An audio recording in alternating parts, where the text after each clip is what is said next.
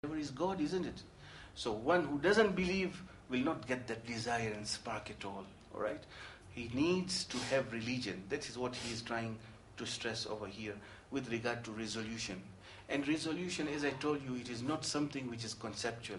There are many people who conceptually have come to realize so much, but when it comes to action, you'll find that still they repeat the same bad actions that they had. They are not concerned of a journey, a spiritual journey. Yes, they will have many locutions and speeches on different ways of how to spiritually go towards God, but in action there is nothing, right? So there is a possibility that a person is like that. So the spark is needed.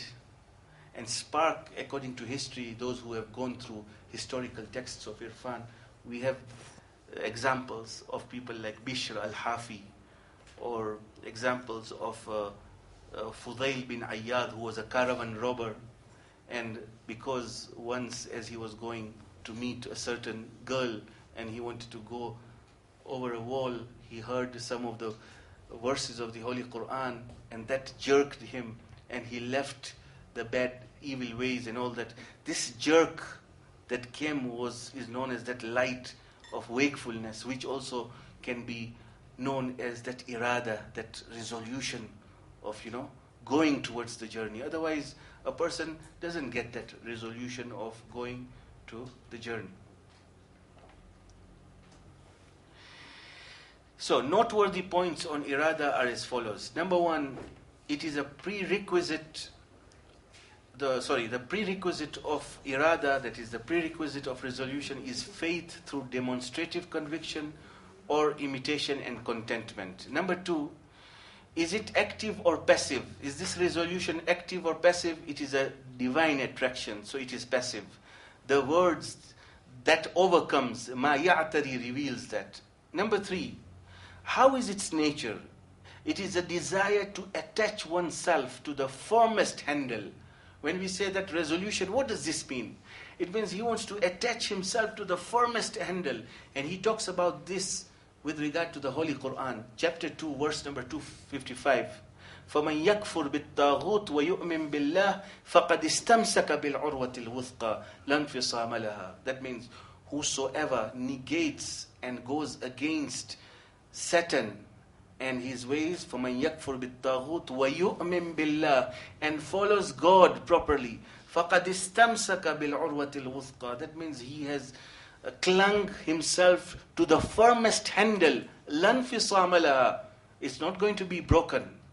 Alright, so this is depicted, this is known as the firmest handle, that is religion. And that is what is known as tajliya, in other words. That he now makes sure that he follows Islam properly with all its injunctions and laws and so on. And what is the consequent of resolution?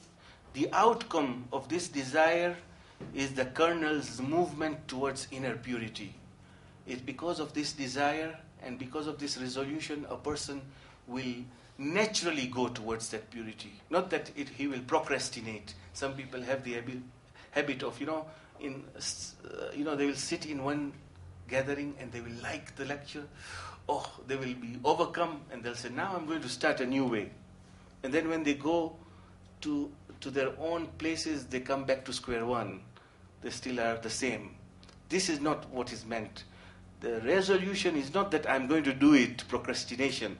No, he gets transformed. You even see from his face, he's not the same.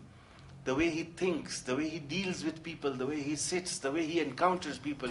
When they reach that station, that happiness is such that you cannot express it in terms of this world also.